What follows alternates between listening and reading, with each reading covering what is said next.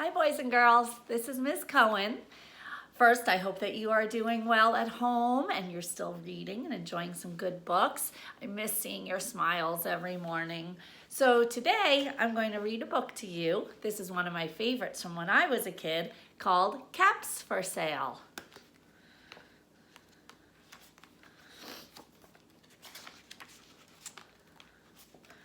Once there was a peddler who sold caps, but he was not like an ordinary peddler, carrying his wares on his back. He carried them on top of his head.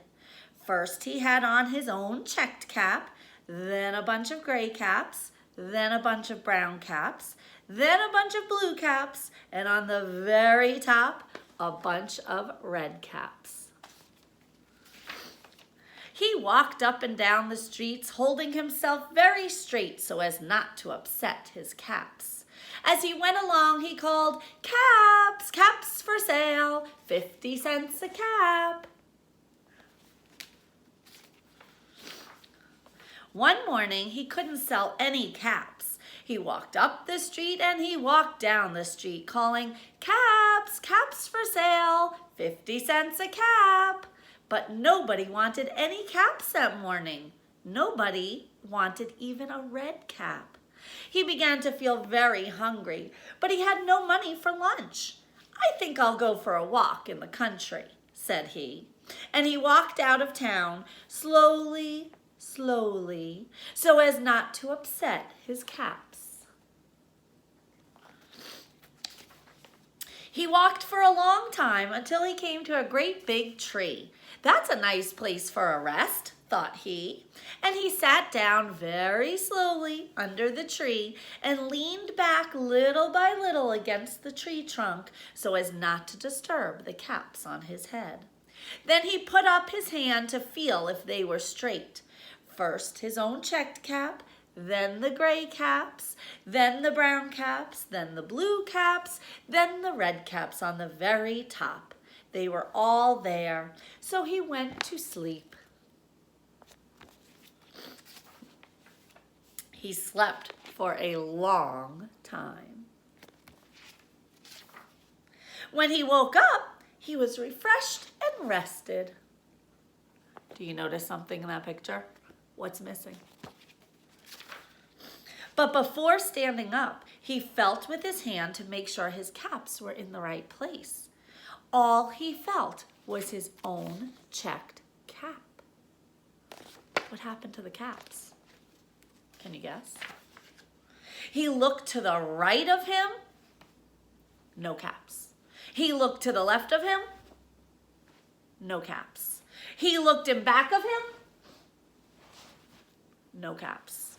He looked behind the tree, no caps.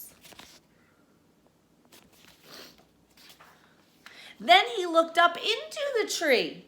And what do you think he saw? What do you think could be up in that tree? On every branch sat a monkey. On every monkey was a gray or a brown or a blue or a red cap. The peddler looked at the monkeys. The monkeys looked at the peddler. He didn't know what to do. Finally, he spoke to them.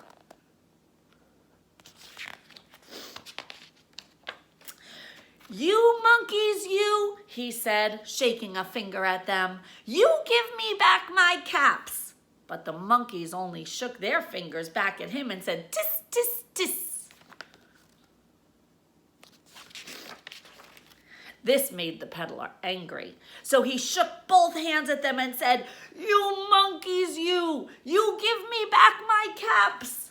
But the monkeys only shook both their hands back at him and said, "Tis, tis, tis."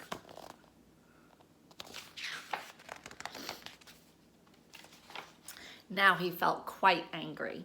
He stamped his foot and he said, "You monkeys, you give me back my caps." But the monkeys only stamped their feet back at him and said, "Tis, tis, tis." By this time, the peddler was really very, very angry. He stamped both his feet and shouted, "You monkeys, you must give me back my caps. But the monkeys, guess what they did? They only stamped both their feet back at him and said, tis, tis, tis. At last, he became so angry that he pulled off his own cap, threw it on the ground, and began to walk away. What do you think the monkeys are going to do? But then each monkey pulled off his cap, and all the gray caps, and all the brown caps, and all the blue caps, and all the red caps came flying down out of the tree. So the peddler picked up his caps and put them back on his head.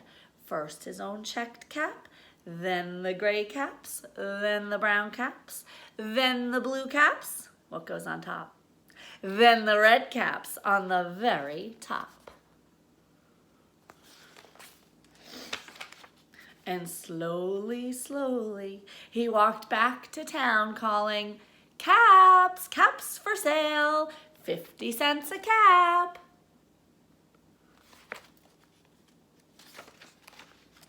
And that is the end. I hope you enjoyed my story. I miss all of you so very much, and I cannot wait to see you again and get all those hugs. Bye.